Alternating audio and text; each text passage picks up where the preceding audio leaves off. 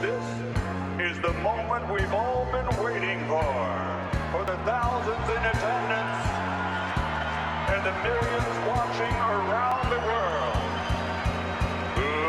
Let's get ready to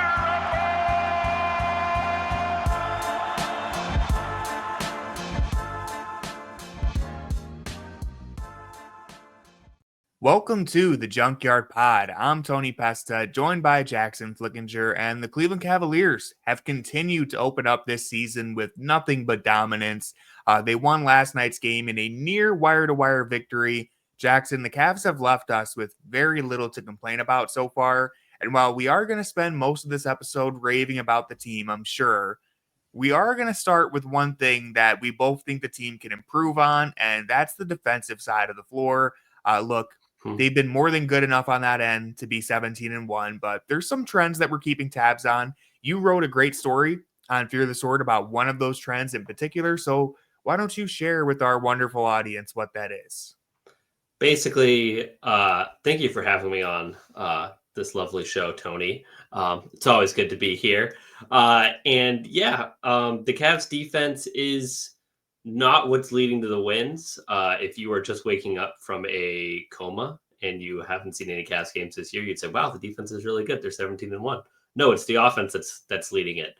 And I think that was on display in the loss to the Celtics on last Tuesday, where the Cavs just got destroyed from beyond the arc. The Celtics couldn't miss, but also there was a lot of really bad help defense where they were kind of just shading towards, collapsing towards the towards the paint when they really didn't need to be. And that just, if you give the Celtics just an inch of room, they're going to hit their shots because that's just kind of what they do. That's their whole model of success.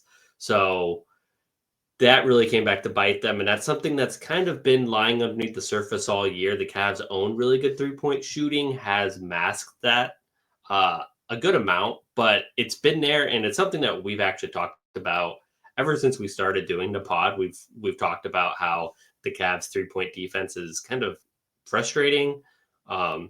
We've had little outbursts. I remember like the Kings game last year, we both were losing our minds. You're muted. I'm sure you're saying some great stuff. As I was saying, that was the worst example of it. That's all I had to say.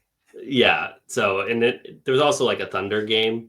But yeah, so that's one of the things that has really come. I think that game really brought to the surface, and it's one of those things that Kenny knows about this issue. He's talked about this issue a lot. He was talking about it before the Celtics game. He was definitely talking about it after the Celtics game, and just kind of beating it out of guys like Mobley and Allen's head that hey, you can just stand by your guy on the perimeter and just kind of trust the rest of your defense to kind of pick everything up. And that's one of the things that I think is something to monitor, especially throughout the season, because as we've seen, the Cavs can win with, I think they're C- game, D+ game. I didn't think you saw a very different Cavs game yesterday than I did. They were great last night. That was basically a wire-to-wire victory, man. But another discussion. It was it was a great, they were good. Everybody was balling except Niang. He's been good this year. Was not balling. He was not balling. Even Sam Merrill, who was not hitting shots, was good. I didn't give him the best grade, but I mean, he was moving off the ball and everything. Right. He looked really good yesterday. I mean, they're a good team. That's kind of I don't think they played good defense yesterday. They gave up 9 million. Yeah, well, they gave up 9 million offensive rebounds. I think they couldn't get to the basket very well. They were kind of supplemented by just making every 3-pointer, which is just kind of how the season's gone. So they can win with when they're not really locked in, because it never felt I think Toronto got to 6. I would say start of the fourth quarter, they locked in. They were dilly-dallying a little bit, and then fourth quarter, Donovan Mitchell went off. I think it was just Donovan just kind of, he scored on 4 straight possessions, and then Ty Jerome hit a disrespectful 3, which is becoming a trend. Well, they also they had a stretch where they forced Toronto into 4 straight. It was either a turnover or a blocked shot on like 4 or 5 straight possessions. And the defense really turned up, and Donovan was great. Ty Jerome, we're going to talk about him in a second. But yeah, their defense over the last 2 weeks on cleaning the glass, I know was, I actually didn't check recently. I know it updates all the time because we're still so early in the season, but they were 17th the last time I looked, which is, just basically slightly below league average. Listen, the Celtics were right behind us at 18th, I think. So it happens throughout this, throughout an NBA season. You're going to have stretches where your defense or your offense isn't that good. But as you hit on, defending the 3-point line has been a trend dating back to last year and the years before that. Opponents are shooting 38.8% from beyond the arc, which is insane.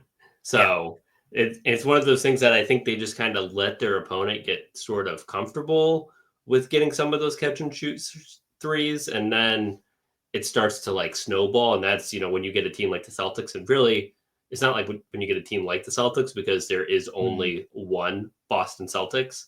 But a big reason for that percentage being so high is the Celtics just threw their A game at us and hit like 60% of their attempts. Right. But it is also a trend. So like last year they were 21st, 37.7% against, which is not good. The year before that they were 25th, 37.6%. So this is kind of this was a JB Bickerstaff issue as well, where it seems like, they want to protect the rim, and they do a phenomenal job. They're currently 3rd in percent at the rim. So they do that, which is going to lead to a good defense. But it's like you want to kind of find a middle ground there where it's like teams can't get going, because this season is going to be judged by whether or not the Cavs, can match up well with the Celtics. Even if they don't get past them, they need to show that, hey, this can work. And like, if they're giving up that many 3-pointers and that many clean 3-pointers, I know it's like, well, Al Horford went like 4 for whatever. And it's like, yeah, but he was also like catching, stepping into it, late help. It doesn't matter. And that's kind of how everything was. And it's like, you can't give this Boston Celtics team that shot. This isn't 2015 Al Horford with like the Hawks. Sorry. That was, you would just live with shots like that. Like you can't do that anymore. I will say the Celtics are a uniquely difficult challenge for that, but you're right. That is going to be the bar that they're held to, because again, it's November, but more than likely that's the team you're going to have to get past if you want to win the Eastern Conference. So listen, Kristaps Porzingis is coming back tonight for Boston. That just makes this even more impossible. So we've talked about it. The Celtics have kind of just solved basketball, but in general, this has been a trend. The Cavs defending the 3-point line. We've been talking about it since we started this podcast 2 years ago now, which is wild, by the way. We're coming up on 2 years. Congrats to both of us. I think January will be 2 years. It would be, yeah. Pretty wild. Well, it'd be the 3rd season, yeah. Yeah, it's insane. But and the Knicks still suck. That's been the overall theme. It is reassuring, though, that Kenny Atkinson has a couple different times spoken about things that we have complained about for the last few years, whether it's, improving the defense on the 3-point line, getting Evan Mobley more touches down the stretch of a game. He just straight up apologized after the Boston game that he didn't manage to get Mobley going. Maybe I just missed it. I don't remember many times where JB came out and just said stuff like that. Like, hey, we didn't get Evan Mobley going and that's my bad. It just seemed like we would get the generic answers. And so it's nice to see that Kenny has his finger on the pulse is what I'm saying. And he like apologizes for like random things too. Like somebody asked him about Jalen Tyson yesterday and he apologized for not putting Tyson in position to succeed yesterday. He said he didn't like the lineups that he was in, and that he was like, I'm going to think about, but he was like, I'm going to think about this like all night. And it was like, I believe you, because you're kind of the sicko. So yeah, it's been awesome, man. Yeah. Just some radical transparency. And like, you like the thing that he was saying about like Garland, like we want Garland to keep shooting, even though the shots weren't going down. But then also saying like, we also want you to take some different shots too and get other people involved. So like, there's always that balance there where like, he's going to talk about like what he sees out there.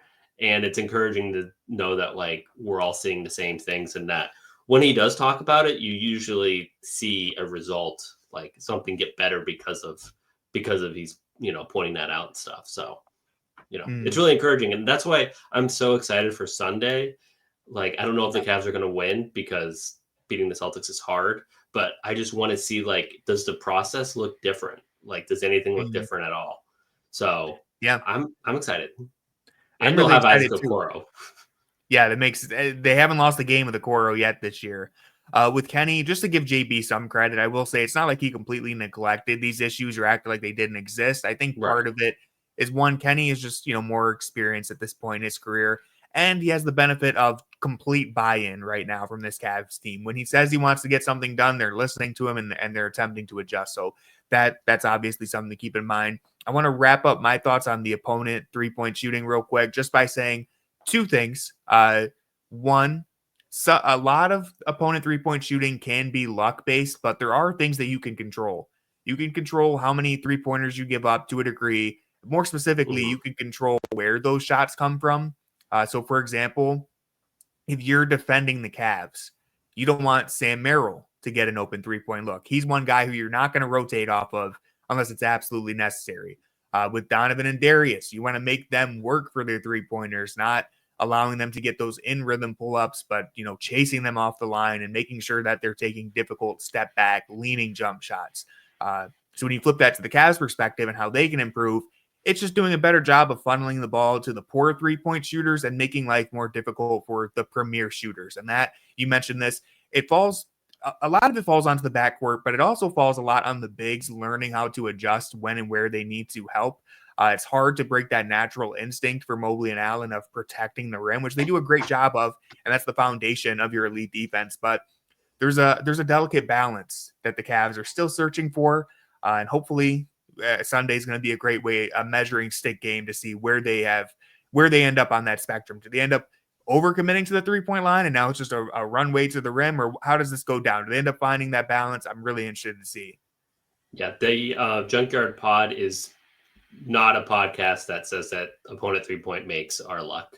Only one half believes in that. Well, yeah, I mean, it's not,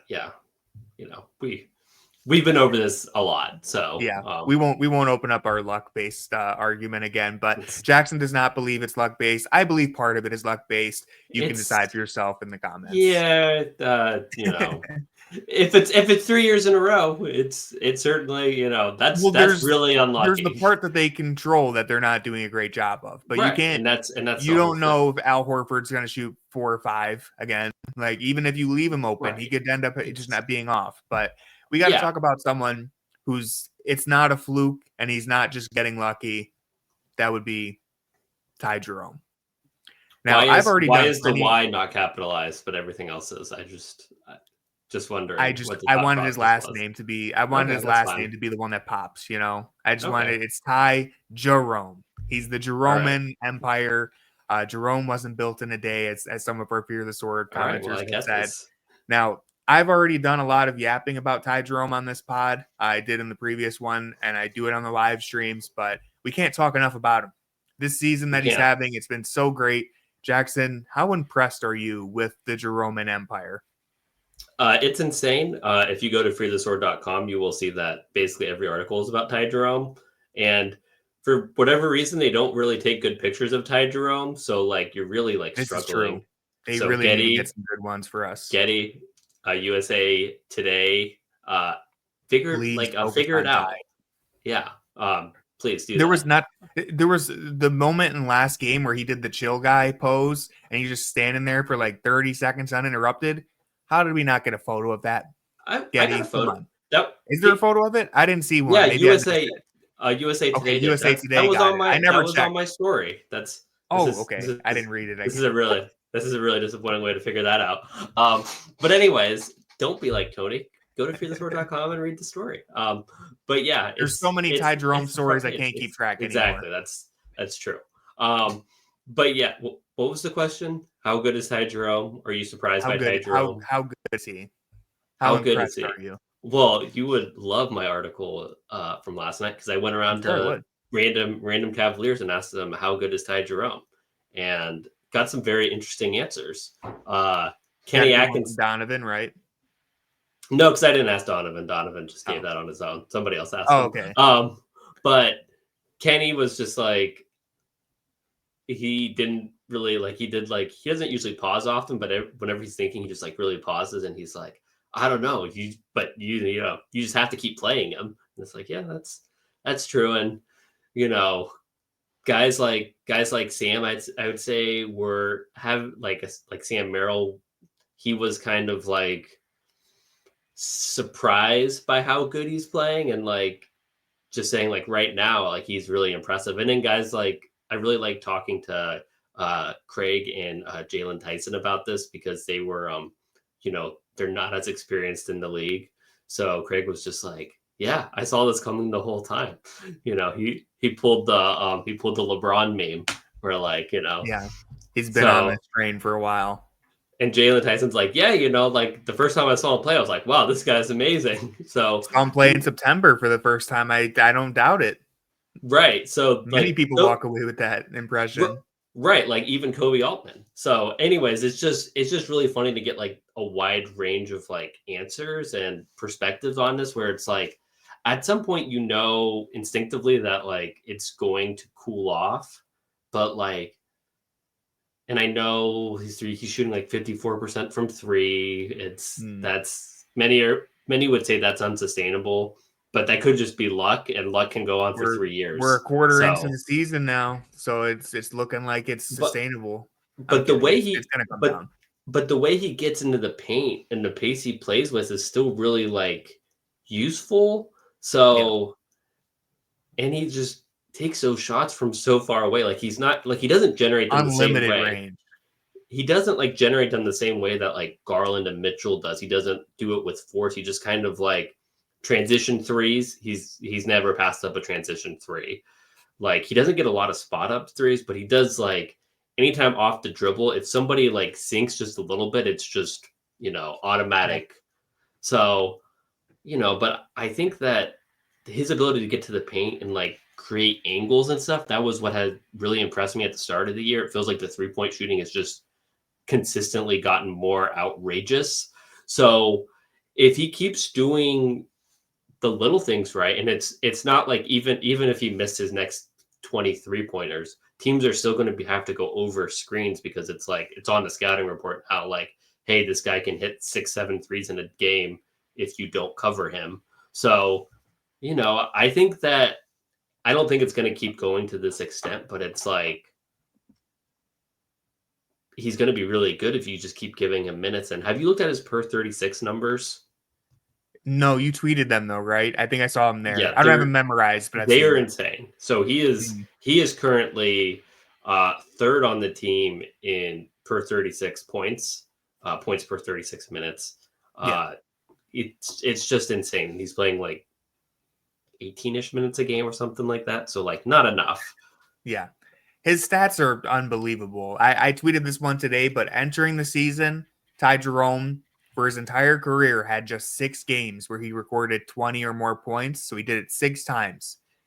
In the last 2 weeks alone, he's done that 4 times. In fact, 3 of his last 4 games, he's had 20 plus points. He's had back-to-back games breaking his previous career high of 24. He's just shooting efficiently from every single spot on the floor. You pick a zone, and he's nailing shots from there. As of right now, Jerome is leading the entire NBA in true shooting percentage at an unbelievable 73%. He's basically, he's right on the verge of being in the 60, 50, 90 club, which is crazy when you consider that he's shooting 30-footers relatively consistently. Like each game he's pulling from 25 to 30 feet. And on top of all that hot shooting, he's shooting incredible in the paint. He has such a good eye for, slithering between the defense and getting to these weird angles at the rim. He's a great ball handler, doesn't turn the ball over. He's a floor general, the playmaking, and he's playing great defense. He's really doing it all right now. It's been an unbelievable 18-game stretch for Ty Jerome. That shooting percentage, what is it, 70-something%? I think it was at 73% when I looked yesterday. That's insane. I think that's in like LeBronto in the playoffs territory. I'm pretty sure that's unbelievable. One way or another, number 2 is going in the rafters. Whether it's Irving, Sexton, or Jerome, that thing's going up or there. Who? Who is the second option you said? You heard me. No, going but up there one way or another. It is like, I think what's kind of impressive is that he's not doing it on high volume. Like, his scoring has been impressive, and he's never. I mean, I think he's forced some of those heat checks. I will say that he did force those heat checks, but he doesn't force anything else. Like, he's not like in the game hunting his shot. He's always like, every time he drives, it seems like he's looking to get it to Mobley or Allen or spray it out to the corners. So he's playing the game the right way and letting the game come to him. It's just every time he lets the game come to him, he just kind of makes the shot. And especially like one of the things that like Sam, when I asked him like why he's been so good, he talked about his little like slow moving like Euro step in the paint that is just kind of like, he seems to just like, it's Harden-esque in the way he just like clears space for himself. Like, you're really watching strong. You're like watching it and you're like, I don't know how this is working, but I guess it's just going to keep working because guys are just if somebody was often. Yeah, and like he's doing it in slow motion, like it's not fast. So that's one of the things that I think is getting kind of lost in like the incredible 3-point shooting, because it's easy to see like the New Orleans game, 6 3-pointers in a quarter, 3 from like the logo. It's like, yeah, that's impressive, but he's doing it in a lot of different ways, and I don't think he's a good defender, but he just keeps. I don't know how many deflections he has. It seems like he gets like 9 deflections, every time he's out there. He just keeps poking the ball. Fantastic hands. He might not be the most like sound on ball or off ball defender, but fantastic hands. And he just gets, the deflections, poking it free from ball handlers. Like, he's just a menace to opposing ball handlers. And that goes a long way towards just making a team uncomfortable trying to get into their sets.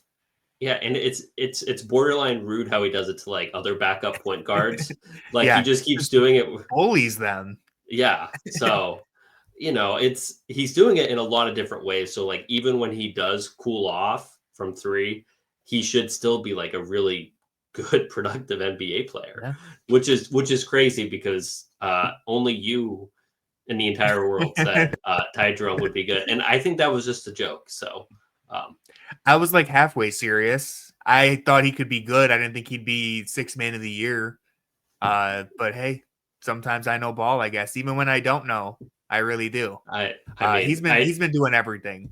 I think you based it all. There was like a clip that came out in like 2023 in like July, and I think of him just like draining threes, and you were like, this guy's amazing. I'm all the way in.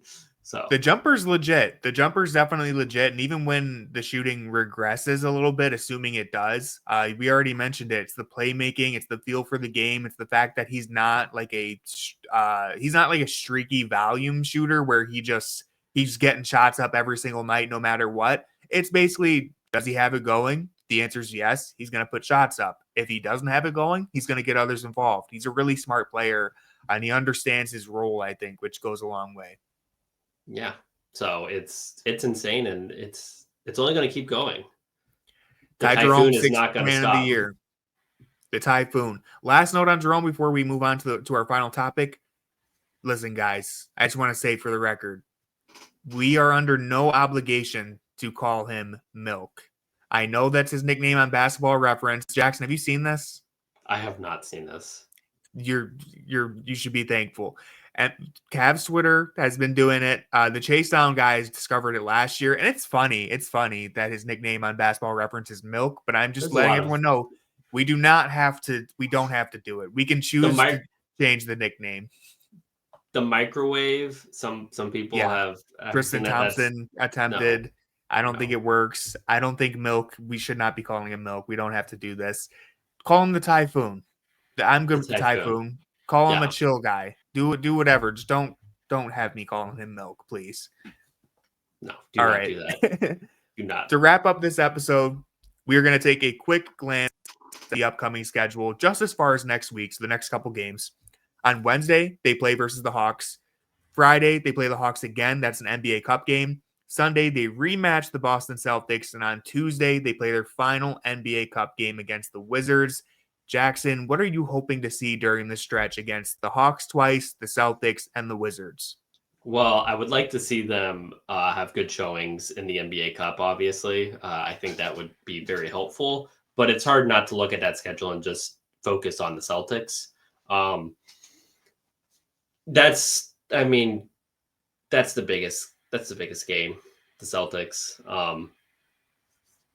You want to get as much data as possible to know where this team needs to improve. And I think playing the Celtics this often in a short period of time, and they could actually play him again in the NBA Cup in Vegas if the Celtics advance and the Cavs advance, which would be sick. So you just want to get as many opportunities as possible to see these two teams face off. What do the Cavs need to do better? What is working in these matchups? What isn't working? Can Jarrett Allen actually stay on the floor in one of these games? So there's a lot of questions, and I'm just excited that every single time that they play, we get another look at some of those answers. It's starting to feel, I don't want to compare anything to the Warriors Cavs, but it's starting to feel a little bit like every time you would see the Cavs and Warriors plays, you would just learn just a little bit more about both teams. And that was exciting. And I think that's sort of what you're going to get here. And that's what we, people who just write and talk about the Cavs nonstop because we're insane. That's what we live for. Yeah, it's exciting. It's exciting because it feels like these two teams are on a collision course to meet again in the playoffs, and hopefully it'll be a really competitive series.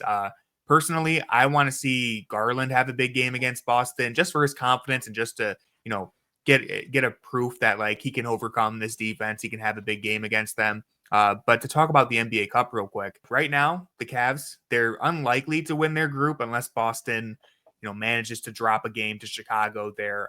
Really, it's going to come down to, can they be the wild card? And in order to do that, they need to beat the absolute brakes off of Washington and Atlanta in their Cup games. Right now, the Cavs have a plus 15 point differential, which is good, but it's well behind the Orlando Magic, who have the best point differential in the conference at plus 37. Now, Orlando might win their group. They're 2-0.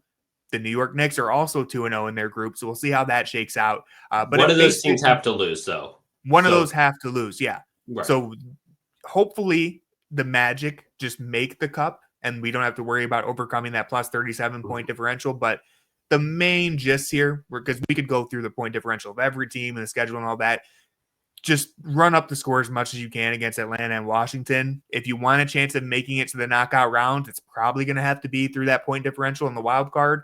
So control what you can control, run up the score against Atlanta and Washington, and give yourself the best possible chance of making it, because I think it would be awesome to see them get to Vegas. That's going to do it for this episode of the Junkyard Pod. But I want to thank everyone for watching or listening. As a reminder, you can find us on Apple, Spotify, and YouTube. Use the links in the description so you can find us on those platforms with no problem. And keep up with us on Playback. We do live watch parties for the Cavs games, and we're going live tonight for the Celtics versus Clippers games. These streams have been a lot of fun, so we'd love to have some of you join us in the chat and say what's up. But with all that being said, go Cavs. I agree. Go Cavs. Brian, do you like Thanksgiving? I think Thanksgiving's overrated, yeah?